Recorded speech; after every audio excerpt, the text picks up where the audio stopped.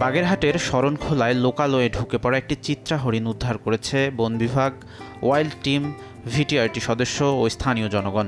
১৯ April সকাল ৭:৩০টার দিকে উপজেলার খুরিয়াখালী গ্রামের জামাল মিয়ার বাড়ির এলাকা থেকে হরিণটি উদ্ধার করা হয়। উদ্ধারকারীরা জানান, প্রায় ২৫ কেজি ওজনের স্ত্রী চিত্রা হরিণটি পথ হারিয়ে লোকালয়ে চলে আসে।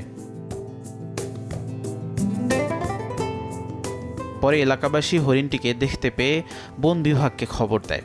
খবর পেয়ে বন বিভাগের সদস্যরা ওয়াইল্ড টিম ও ভলান্টিয়ারদের সঙ্গে নিয়ে ঘটনাস্থলে পৌঁছে হরিণটিকে উদ্ধার করেন।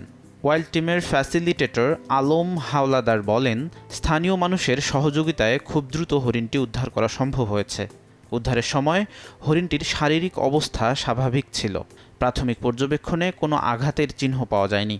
তিনি আরও বলেন, সুন্দরবন সংলগ্ন এলাকায় মাঝে মাঝে খাবারের সন্ধানে বা জোয়ারের পানির কারণে বন্যপ্রাণী লোকালয়ে চলে আসে। এ ধরনের ঘটনা ঘটলে প্রাণীটিকে বিরক্ত না করে দ্রুত বন বিভাগকে খবর দেওয়ার আহ্বান জানান তিনি। উদ্ধার হওয়া হরিণটিকে পর্যবেক্ষণ শেষে উপযুক্ত স্থানে সকাল ৯:৩০টার দিকে অবমুক্ত করা হয়েছে। আমরা প্রতিনিয়ত যে সুন্দরবন থেকে লোকালয়ে আসা বন্যপ্রাণী উদ্ধার করে ফেরত পাঠাই। আজ তারই ধারাবাহিকতায় আজকে সকালে ৭টার দিকে খবর পাই যে লোকালয়ে একটি হরিণ ঢুকেছে সুন্দরবন থেকে।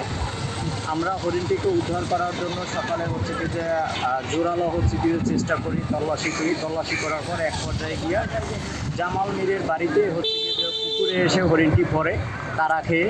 তারপরে আমরা ওখান থেকে আমি মোহাম্মদ আলম হাওলাদার এবং ভিটিআরটি সদস্য হাসান মুন্সি এবং জামাল মিরের সহযোগিতায় আমরা হরিণটিকে সুস্থ অবস্থায় উদ্ধার করে শরণখোলা রেল জমিতে আমরা যে নিয়ে যাই। সেখানে বন বিভাগ এবং ওয়াইল্ড ভিটিআরটি স্থানীয় নিয়ে হরিণটিকে অবমুক্ত করি।